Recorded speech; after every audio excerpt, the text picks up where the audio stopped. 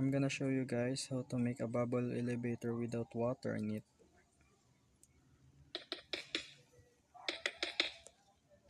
You can place this as high as you want.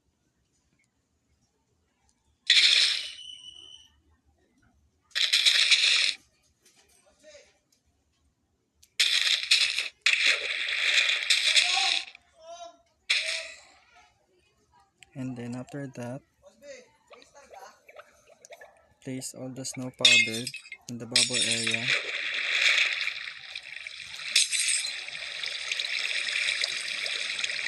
There. And then you can erase the powdered snow with water. And then you have it. So remove the glass. And you can use it now.